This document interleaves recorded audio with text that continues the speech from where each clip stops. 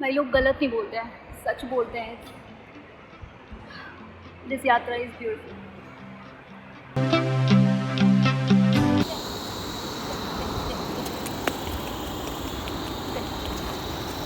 बच्चू कहाँ जा रहे हो बाबू? बच्चा है यार नन्हा सा।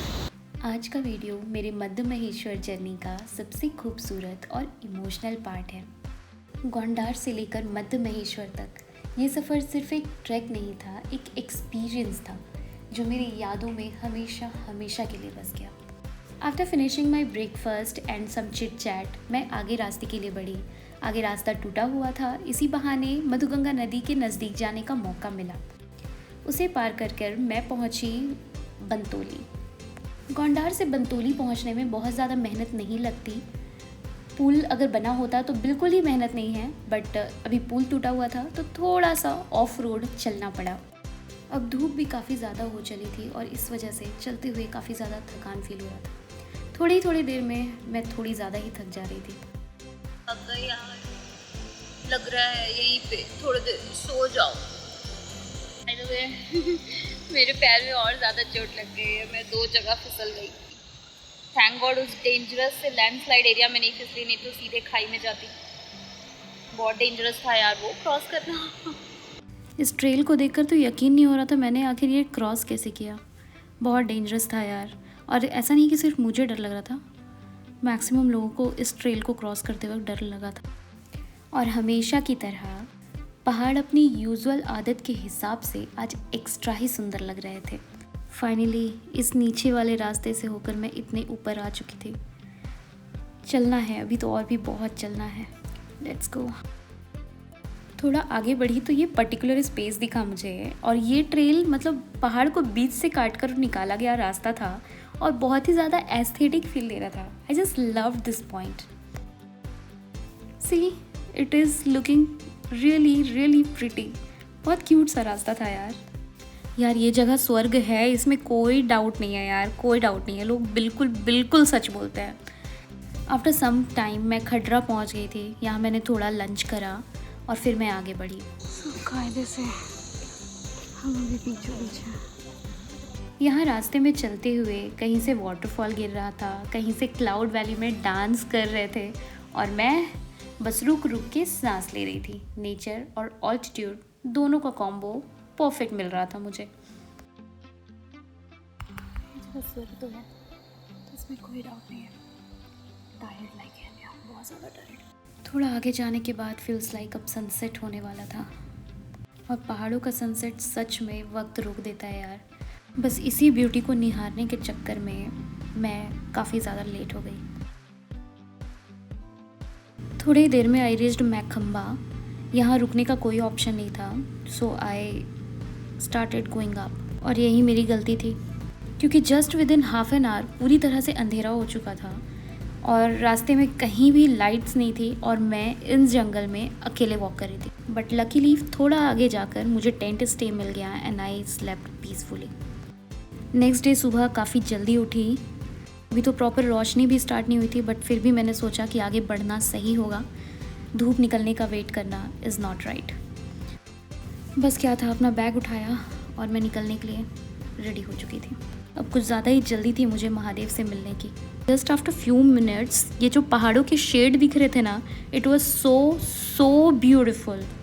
क्वाइट अंधेरा रास्ता और उस पर चलती हुई अकेली मैं। इस जर्नी में मैंने काफ़ी सारे डर को जीता है। बस थोड़ी ही देर में रोशनी प्रॉपर हो चुकी थी और पहाड़ भी बहुत ही क्लियरली नज़र आ रहे थे, और अब थोड़े स्नो से ढकी हुई चोटियाँ भी दिखाई दे रही थी। कहने को तो रास्ता सिर्फ 2.5 किलोमीटर का बचा था, पर पता नहीं ये बहुत ज़्यादा लंबा सा फील दे रहा था मुझे। महादेव से दूरी अब मुझे बर्दाश्त ही नहीं हो रही थी। हर पल ऐसा लग रहा था कि ना जाने कब मंदिर के दर्शन होंगे, कब मुझे मंदिर का शिखर दिखाई देगा। Finally after some time, Shambhu Shankar I was emotional, very emotional, क्योंकि इस दिन का इंतज़ार मैं पिछले 2 सालों से कर रही थी। I was just shaken with lots of emotions. उस मोमेंट को ना मैं वर्ड्स में डिस्क्राइब नहीं कर सकती जब मैंने प्रभु के दर्शन किए। वो हवा, वो पहाड़, वो शांति, वो घंटियों की आवाज़, सब कुछ मैजिकल था यार। जस्ट नाउ अभी भी अनाउंस हुआ कि कल रात आते आते ना रास्ते में किसी की डेथ हो गई है। बैड यार, सो बैड।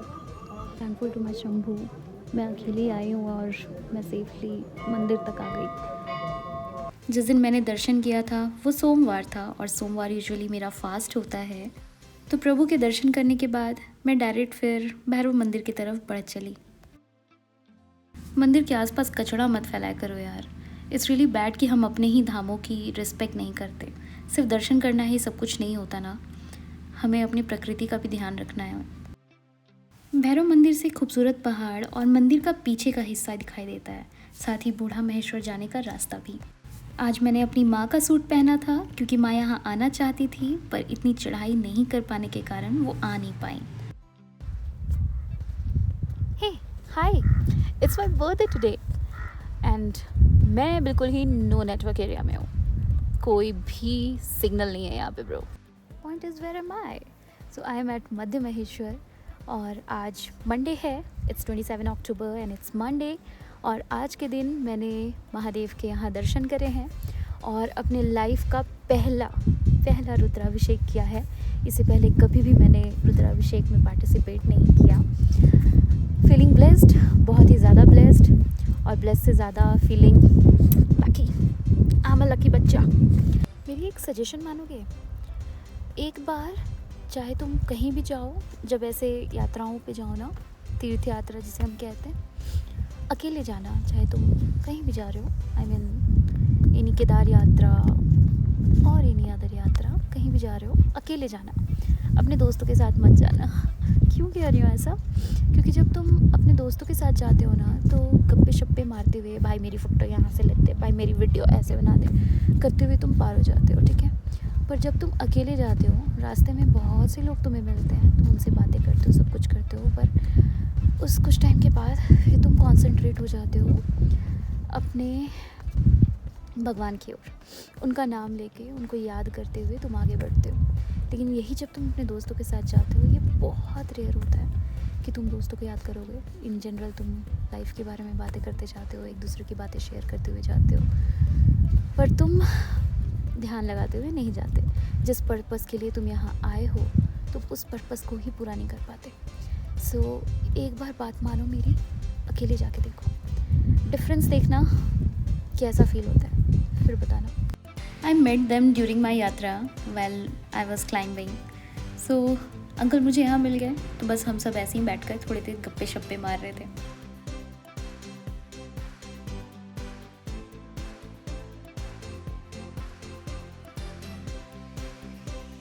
फिर थोड़ी देर में आरती होनी स्टार्ट हो गई थी और भोग लगना था।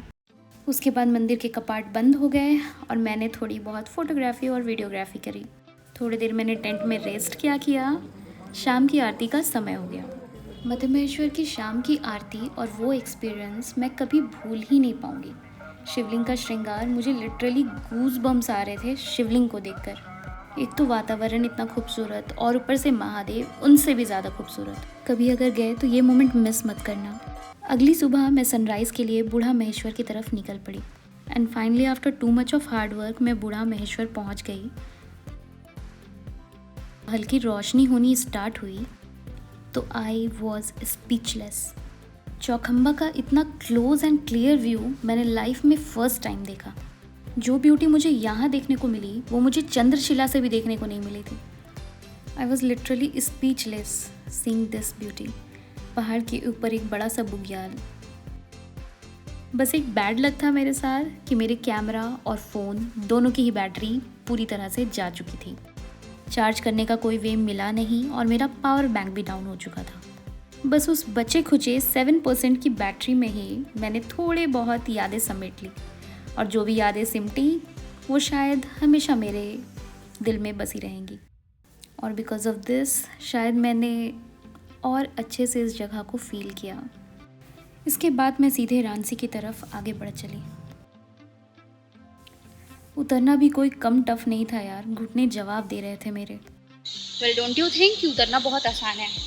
भाई घुटनों ने जवाब दे दिया है। ऐसा लग रहा है कि मैं बूढ़ों से भी ज़्यादा बुढ़िया हो गई हूँ। हाल बुरा हो गया भाई, हाल बुरा। यहाँ जा रहे हैं एक तंदुरुस्त इंसान घोड़े पे सवार होकर। अभी बाकी है, बहुत ज़्यादा बाकी है, धीरे धीरे कवर करेंगे। बैग हेवी था, सो बैग की धज्जियाँ उड़ गई है, शोल्डर दर्द हो रहा है। खैर कोई ना, मेरे जस्ट सामने एक वाटरफॉल बह रहा है यार जंगल के बीच से, it's looking beautiful.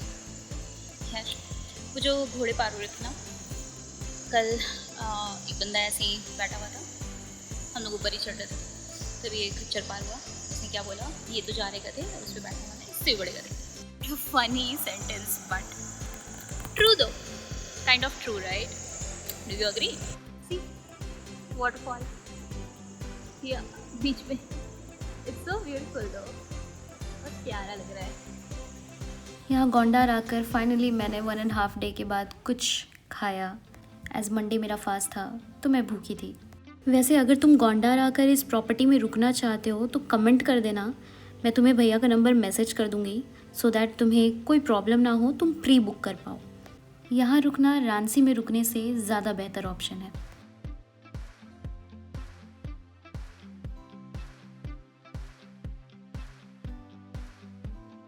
What is मेरा हाल, बुद्ध से भी बदतर भाई। Just because of complete fast for a day मुझे फ्रूट्स भी नहीं मिले थे खाने को, तो वीकनेस थोड़ी ज़्यादा शायद हो रही थी मुझे। I was going slow because my goal was जिंदा पहुंच जाऊँ, सही सलामत पहुंच जाऊँ, दैट्स द गोल। वापस आते वक्त ये हाल होता है, so I am not the only one. सबका हाल बुरा है एक्चुअली।